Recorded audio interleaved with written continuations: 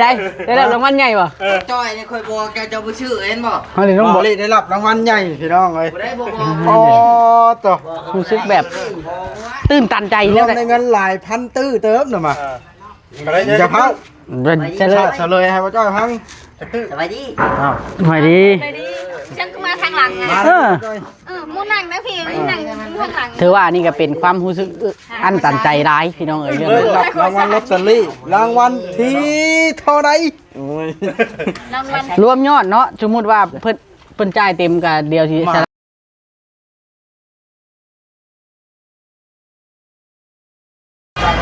พี่น้องเนาะมื้อนี้อยู่เฮือนน้องแต้พี่น้องหลังจากมาแต่เฮือนสบายพี่น้องเนาะก็นั้นเดี๋ยวไปพี่น้องไปเบิ่งน้ำกันมันแห้ง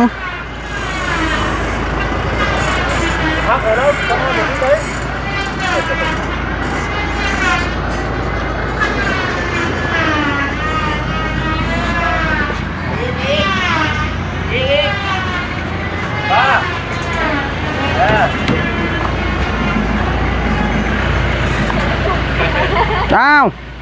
ไปดีมาผู้เดียวป่ะ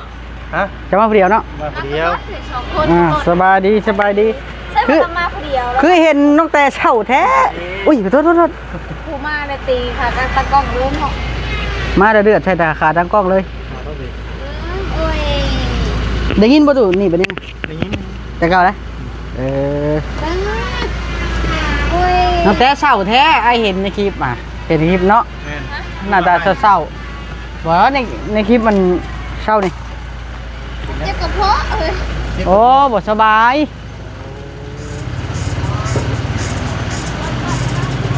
มีเงินสิเสียเงินแล้ววันที่ได้ น้องแต่บ่สบาย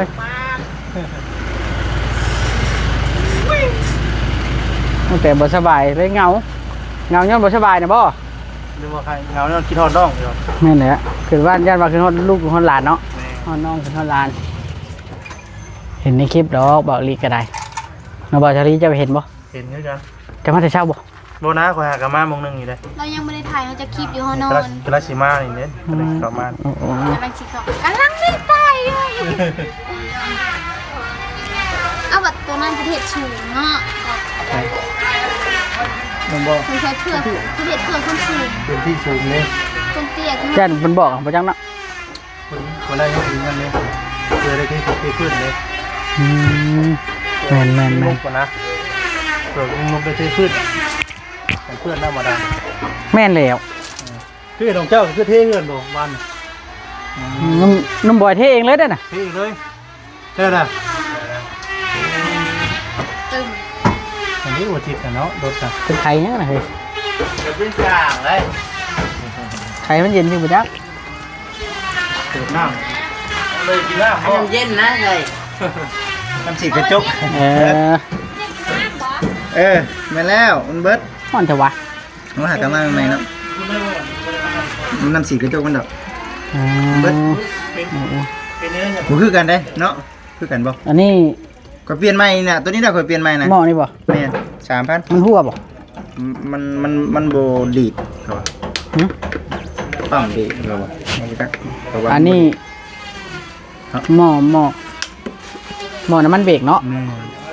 ตัวนี้เลย power ตัวน่ะ เขาว่า อ่า เดี๋ยวนี้เปลี่ยนอยู่จักในบ่มี โอ้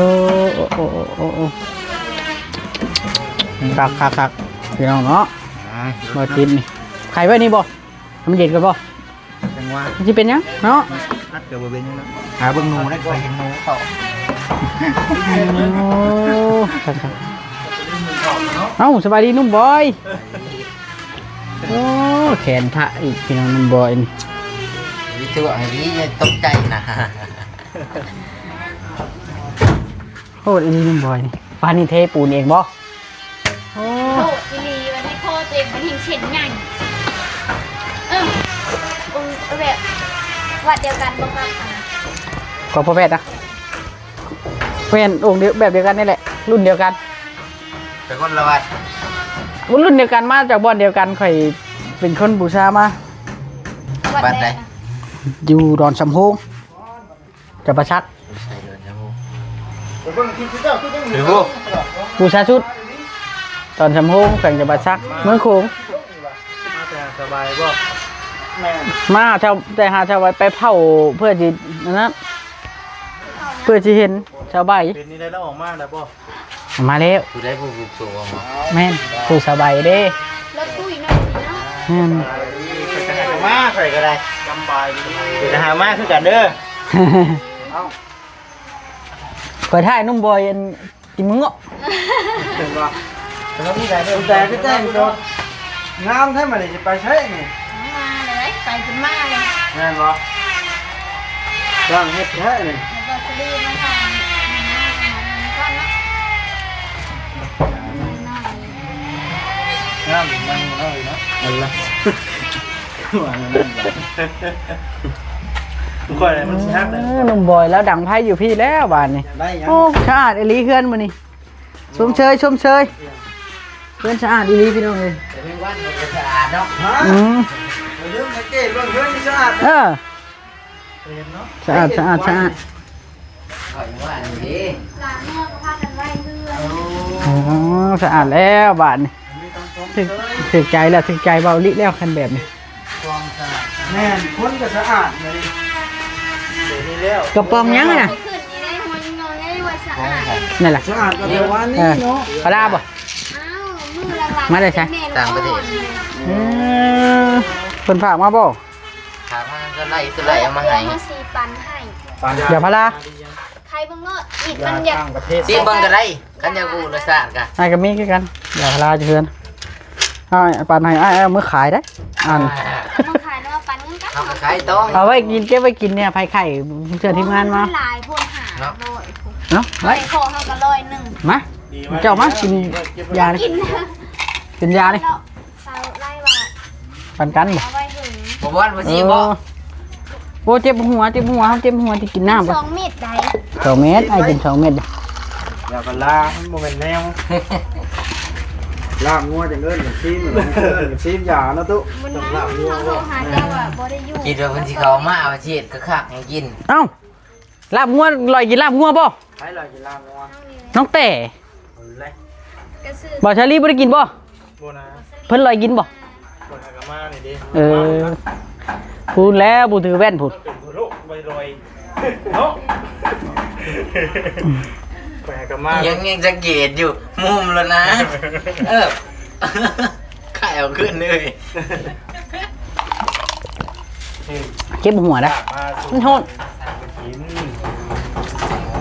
เดี๋ยวข่อยสิไปสัมภาษณ์คนก่อนข่อยเห็นเพิ่นซื้อลาบมาแล้วบ่เอิ้นหมู่สบายดีเปล่าแสน ไปหาเรื่องแล้วภาษาอะไร สบายดีนะแม่ สบายดี เสียเนาะคุณลงออก เป็นอะไร ฮะ ลาบงัวบ่ จังหวะเราฮะ ลาบงัวบ่มื้อนี้ มีแล้วบ่แซน ชื่อลาบปลาแล้วก็ซื้อลาบมาสู่สร้างเจ้าหน้าเพิ่นกิน จังบ่ได้อยากให้บ่าวชาลีกินน้ำจักดีบ่ บอสดีนะเรามาบ่ทัน หาดิ ทันมาบ่ทัน ลาบ่ได้ชวนจะบ่ ฮะ เราบ่ได้บอกว่า บ่มันมาบ่ได้ชวนข่อยมาบ่ทัน ปกติก็จะเป็นก็เป็นบ่จ้อยแล้วใช่เลยบ่จ้อย หาดิ มันบ่ได้ว่าสิมาได้บ่เช้าสิบ่ไปได้ มา เออบ่ได้คุยกันมาแล้วเนาะ บ่ได้บอกลาบ่ว่าลาบงัวนะ บอกว่ามาเดี๋ยวบ่มาก็บ่ฮู้กัน แนวมื้อนั้นน่ะคอยบอกไว้ก่อนน่ะเด้ว่าเดี๋ยวสิบ่ได้มาเด้อ คือว่าแล้วเพิ่นว่าเพิ่นเบิดเงินมาแล้วข่อยก็เลยบ่กล้าชวน เจ้าเพิ่นเอามาจะใส่อีกแล้ว โอ้ยแล้วก็หา ขายเป็ดขายไก่อีกแล้วเนาะ เออ ขายเป็ดขาย ขายน้ำไปนั่นนะ มีข้าวให้ขาย เบิดเด้อบ่ทันแล้วครับ เดี๋ยวมีแสนนึงสินะ เว้าเพื่อนั่นเนาะเว้าทีมงานกับเพื่อสิมีทุนว่าซั่นซะ ฮะ หาทุนมาไปแบบนี้ก็ยาก ยากเลย 3 เดือนยังบ่ได้กดเงินอยู่ 3 เดือนแล้วค่อยบ่ได้กดเงิน กดค่อยก็กด ใช้ไป กดย่างออกแล้วค่อยก็เดี๋ยวนี้ อยู่ได้กินคือบ่แซงกันก็ไปนำบ่แซงกันได้อยู่ก็บ่กินได้ซะก็ก็สิเลี้ยงตลอดก็ทุกข้างบ่ไหวบ่ล่ะบ่ได้ล่ะบ่ แม่น อันนึงเข้าไปกินดิ ฮะ นี่เข้าไปกิน บ่มันก็ เข้าให้นะ เอาก็ได้อยากให้ไปนำกันตลอดแหละน่ะจะได้ซะ ถึงฮอนเนาะ ว่าเป็นยังไงน่ะ เฮาก็บ่ว่ากันนะก็ว่าไปงั้นไปได้ก็ไปยังไปบ่ได้ก็บ่ว่ากันเนาะทำมีแต่เสียไม่ โอเค จะมาใช้สายนี่นะ มาเลยหาสบาย ไม่ได้สบาย มื้อนี้ซื้อข้าวไปให้เราสอบนึงกับไว้โซล่าเพราะว่าเราอยู่ตรงพุ่งได้เดี๋ยวนี้เราไปไถนารับจ้างได้ สบายแล้วไปไทยนะ ผัวเรา ไทยแล้วชื่อไทยไม่แล้วบ่น่ะ แม่น คือเราอยู่จักเดือนบ่ 6 เดือนพุ่นแล้ว 6 เดือนบ่ เพิ่งเติบอยู่พุ่นแล้วเท่าเราอันตั้งรักตั้งปักฐานได้จะเฮาจังไปทางพาดแล้วเนาะ หักเรา ได้ยินข่าวว่าเราสิได้เฮือนได้ชานผู้รักผู้ใหญ่เพิ่นสิปลูกให้ใหม่ได้ เอาหลักเก่านั่นซะ เอาแต่เก่าเรา หลังเก่าเพิ่นสิมั่งออกมาย่ามันน้อย สิมาออก สิเฮ็ดมา เพิ่นว่า มองไว้แล้วเป็นหยังบ่มากบ่ได้ไปเลย แบบว่าเพิ่นปลูกหม่องไม้หั่นแล้วมักปลูก ใช้บ่เนี่ย บ่อนเก่าแล้วหาบ่อนไม้มันเดินกวางเด้อยู่หั่นน่ะ เก่าแต่บ่ได้ เนาะ ไว้ เจ้าบ่ บ่ ประเภท พังเบิ่งเพราะว่าพอแพทย์บ่หรือว่าไผ แง่เพิ่นมามื้อนั้นบ่ แม่ลิ้นนั่นแหละได้ยินว่าแม่ลิ้นเพิ่นสิปลูกให้ข่อยก็ได้ยินช่างเพิ่นเล่าสู่ฟังเพราะว่าเพิ่นไปดิวสร้างไว้แล้ว เซ็ตโหมดมาให้มึงสูงบ่ได้บ่ น่าจะแม่นอยู่ จะบ่ได้ขึ้นได้หยังเนาะขึ้นสบายสิ ตามแล้วก็ดีแล้วเด้เนาะอยู่สบายเว้านะสำหรับคนขี้คร้านน่ะเขาไปโลดบ่ได้ บ่ได้หยังกันบ่ บ่ได้เฮ็ดหยัง นอน กินกับนอน เห็นยังเกาะ มาอยู่บ่ไปน่ะ ไผขี้ รถขี้ข้านว่าซั่น ไผ สบายแล้ว ไผขี้คร้านนะ ใครไปนี่ ก็ไปก็ฉี่ ขาด ก็ รถ ฉี่ อยากขึ้นเรือเลยเนาะเอาบดได้ว่าซั่น อึ้งบ่ ว่าดูว่าได้ เอ้าได้บ่สบายเลยเนาะ กินแล้วก็นอนกินแล้วก็นอน กินอะไรกันร้อนเนาะอันหลอกที่ได้จะให้คนใดขอญาติได้ขอญาติมาพอดเลยสิมื้อนี้ ย่านหมด บอเซนนี่น้องบอกว่าบอเซนนี่แม่นมาแคนตัว ใช่เลยออกแล้ว ผู้สับเสียแล้วเนาะ เออ เป็นปลาเลยนะ แน่เลย ขี้โมงแล้วนี่ น้องมือมีอะไรนี่ โอ้ยเนาะบ่ได้แขนมาก่อน 4 โมงได้เลขออกเลยป่ะ มึงอย่าแขนดิเนาะ มึงอันนี้ เลขออกเขียนอยู่เลยแต่มีเขียนเนาะ เดี๋ยวค่อยรุ่นเอง เบิ่งรุ่นเลขไทยน้ำกันเลยครับ ดุนบ่1 2 3 วันที่หนึ่งอย่าเพิ่งอย่าไปเว้าทั่วทีมนะบอชาลี ข่อยบ่ได้ซื้อดิ เด็กทีมถึงเนี่ย บ่แล้ว โอ้โหโดดดง ปลาถามว่าปลาบ่คือปลาบ่จักว่าเอาแต่8-1เฮานะ ปลาใหญ่บ่ถึงแล้วโตนะ ถึงจะใช้ห่อแต่8-1 ปลาใหญ่ เพิ่งก่อนเด้ เดี๋ยวนะป้าเขาบอกอยู่กิน 770 แม่นบ่ อ่า บอกแล้วได้พอชื่อแล้วก็ยาได้เด้อ ถึงว่า บอกซะหน่อย ปลาเบิดเงินหลาย เย้ยถึงเลขถึงแท้ เรียก70ถึง10,000กีบป้าไปใช้รัก8เห็นมันก็บ่ถึกแล้วเนาะเอ้าเฮ้ยมันมีรักนี่บ่จ้ะ ฮะ เลขบ้า ถูกบ่ถึกอยู่10,000 ถึงเลขที่ไป ร้อย ได้ครึ่งข้าวบ่จักเนาะ เอาดิแล้วมันบ่ได้อันเอาดิ อันบ่ฮะ เรียบร้อยมากินไว้ มือได้เงินก่อนๆนู้ได้เอาน้องแตงขวดนึงน้องบอยขวดนึงเรียบร้อย เอาขึ้นมีปัญหาได้สิ เรียกเขาบ่ให้ได้จ้ะ เจ้าสิ โอ้ยเด็ด เลยมาจ้ะ เราบ่ได้เงินหรอกเองเนาะโอ้ เคยยินได้กี่กว่าแล้วบ่ได้กินแล้ว มื้อแรกนี่ข่อยสิบอกเลขให้มันได้กับหมู่คู่เบิด เอาบ่เด้งเนี่ย 91มื้อแรกนี่91เด้อ นี่บ่ แม่น นี่บ่ บังแองๆเด้อ แม่นบ่ฮะนี่บ่ฮะเอ้ย บ่จอยข่อยถึงเลขเฮียว่าได้แสนสามบ่ฮะ ปลาปลาใหญ่ พันละ35ได้3,500,000ถึงน้องใครดิ พันหนึ่งเท่าไหร่ก่อน 35 ไปแล้ววันบ่เซ็นทำ นี่เบาลิ ฮะ อ้ายเดี๋ยวหนูก็บอกปิดกินมาหาเรื่อง กุ้งบ่ได้เงินไม่บ่เซ็น เพิ่นมามาเช้า เอาจบขึ้นเลย ได้เลยบ่เพิ่นเอาแสดงความดีใจน้ำบ่าวอุลิเด้อพี่น้องเนาะ โชคใหญ่ ได้รับโชคก้อนโต โลกโชคใหญ่รถทับ เด้อได้รับโชคใหญ่ที่บ้านน้องแต่นะคลิปนี้นะบ่ได้บ่เจ้าบ่เอ็น บ้าเราบ่ได้ถึกแม่กินนะ เอาเลย เจ้าอึ้งบ่เลย อึ้งเลย นี่พี่น้องบ่าวแซนนี่แล้วยังอึ้งอยู่นี่ไปได้เจ้าเคยถึงอยู่บ่ ดน โอ้โหถึงไม่ได้ถึงกิน เพราะแบบว่าโดนค่อยชื่อเทื่อนึงนะแบบว่าค่อยได้ยินผู้เฒ่าเพิ่นเว้าเช้านี้นะค่อยไป แม่นเนาะ แม่น ได้หยอกได้ยังบ่ได้นี่คือ เก้าหนึงก่อนเก้าหนึงบักแองๆนี่แหละ ตอนนั้นแล้วเจ้านั้นเจ้าโน้นมาโอ้ยจังว่าสิชื่อว่านี่ โอ้ย จะกินย้ำด้วยอิ่มร้อยมื้ออื่น ฮะ ใช่ครับมัน โอ้ยได้แต่บัญชีได้แล้วเนาะ ไม่ได้ชื่อเอง ฮะ เดี๋ยวจะ พาดเลย ค่อยสัมภาษณ์เบาแชนเดี๋ยวนี้นะ บ่อย่าพาสัมภาษณ์ตรง เอ้ยอ้าว นั่งๆๆ มาได้ ไพ่กันระบาดนี่ สบายดี ๆได้รู้สึกดีใจเพราะถึงเลขได้รับรางวัลใหญ่เลย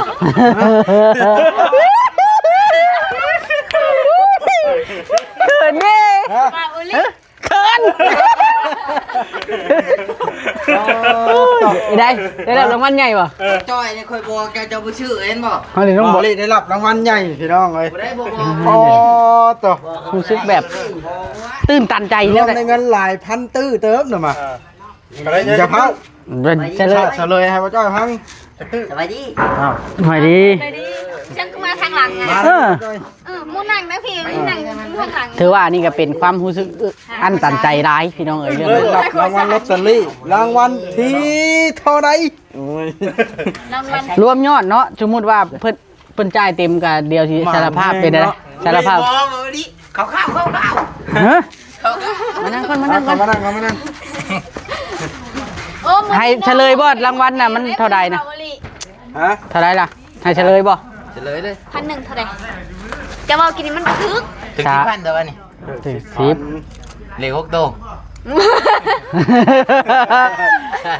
เลข2ตัวเพื่อนรางวัลอยู่20บาทเนาะ18บาทถึง มันได้เท่าไรละกันละพี่น้องเนาะ1,000ก็ได้ประมาณ60,000หรือ70,000นี่แหละ บ่จ้อยบ่ทึกบ่จ้อย แล้วก็ชื่อไปนะ100,000บ่หลีลงทุนไปนะ ให้ฮักเอาน้ำหั่นเลยเด้อ โอ้ยลูกเด้ลูก มาคืนคนไม่ฉัน โอ้ย แม่นความบ่ มี จ้อย คนมาทวงไงแบบนี้ โอ้ตาย ถึงเลขมือเดียวมี เลยบ่ได้อีหลีเนาะเดี๋ยวนี้เนาะ บ่ได้เจ้า บ่ได้ดิ นี่100อีกเนาะจะค้นอยู่ ลูกเฟอร์รี่ ไอ้ชื่ออีเบิดนะเรียบร้อยนะ 2 แพ็คเลยเด้อ 2แพ็คเลยบ่ ฮะเจ้าอยู่ไสอยู่พุ่นสิเอิ้นเว้า เออ เราต้องมาเว้ากันอุ้ย เอาจะได้กันนี่ก็ดวงก็เฮงจังหน่อย คือ เนาะ บอกเลยว่าได้เท่าใดเอาเลข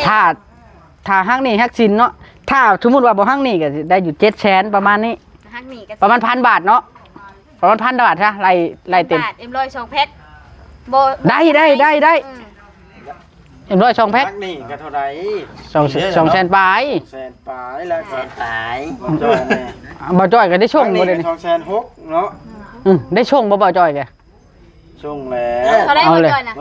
30แล้วนะ 30แล้วเจ้าบ่ต้องให้เรากิน100 ห่าน มัน3ขวดดิ น้องบอยกินเป็นบ่เอ็มร้อยนะ อุ้ย น้องแต่ก็กินเนาะกินได้บ่ได้เนาะกินนมเนาะกินนมบ่ได้เนาะ กินนม เอาบ่ บอยป่ะ ไว้มืออื่นไอ้ได้เงินก่อน อ่านแล้ว อย่าลืมถ่ายมาให้เป็นคนตาเด้อ โชคใหญ่สิโอ้โห เอ้าสวัสดี สบายดีให้ได้หลับโชคไงคือว่า โอ้ยบ่บอกบ่เอ็นบ่บอกบ่ให้กินบ่เอ็มร้อยนี่บ่เอ็น แต่เรา บ่ให้กินบ่เองนะ เรา ให้น้องแต่เล่าเลยแล้วกัน เขาถึงเลข10,000 กินไม่สบาย เอาถือว่าโชคใหญ่ล้นทับเบาลิ นี่ถึงเลข จากตื้อ น้ำน่องข่อยเลย 1,035ฮะ เออ เริ่มอู้บ่จ้ะ เอาบ่เอ็นกับขวดหนึงคือกันเอ็มร้อย ปึ้ง เห็น ถึงเท่าไรถึงเท่าไร 10,000 บ่จ้อยนี่พอเอาไปปิ้ง บ่แม่นเว้าไปชื่อๆจังมันบินจะเฮิงบ่จัก เบิ่งข้างๆดู เบิ่งจะได้อยู่ ติดปากแล้วบ่ได้ได้ บ่ได้จกลงล่าได้นี่ จะนี่ต้องอ้าง อ่าเบิ่งเข้าเบิ่งกัน ขับกัน อยากเข้าไปบ่จ้อยเท้านะมัน ตอนนี้จำบ่ได้ยังให้กันเข่าอย่างนี้ บ่ให้เข้า บ่จอยบ่เป็นจะได้คือบ่ยังให้เข่านี่ แม่น 30 70มูละพันกีบ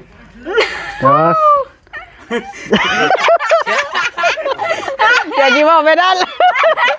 ว่าถึงพันกีบเลย พันกี่ไปแล้วระดับโชคใหญ่เห็นแล้ว 10,000ข่อยบ่ชื่อดอก แม่บ่ความละพื้นน่ะเหือออกหู มือได้กินอันนี้ฮะ ไว้ได้เงินข่อยชื่อให้กินพุ่นละนัด เฮ้ยบอกข้าแม่ว่าเราซื้อเงินเราก็ไม่ได้ไปทางใด จ่อยแบดมันเบิดบ่ นี่แน่บอกบอล ดีใจ โอ้ เลย จะซื้อเงินจะไม่ได้ไปทางใดเลย เจ้าของดีใจนะบ่ดินะ ชื่อใช่ล่ะ เงินเนาะ แม่ชื่อ ดีใจมันบ่ดินะ ดีใจแล้วเนาะ ยินดี แล้วถึง2,000น่ะยังดีใจ โอ้ กินนะบ่เรียบร้อยคนนึงเนาะ แม่นขนาดคอยถือคือเจ้ายังหลักกินก่อนเลย พอเห็นต้องก็ไปทั่วไปดองเลยเนาะ เพิ่นพืชนะบอล เอาโอเคพี่น้องเด้อจังใดกันอยู่ดีมีแห้งพี่น้องเดียวสิซื้อมาปั่นน้ำส้มน้ำหวานมาปั่นลูกจะถอกจะเทื่อมพร้อมแล้วก็สิเอ็มร้อยไว้ให้ทีมงานกินพร้อมพี่น้องเนาะ ไปบ่ได้นั่นก็คือ เอาเลย ฮะ เราจะกินหมูกระทะ อย่าไปเว้าแบบนั้นเด้อย่าไปเว้าแบบนั้นเด้ พอดีเบิดงบชาติ15 แม่นโอเคบ๊ายบายบัดนี้สบายดีโดย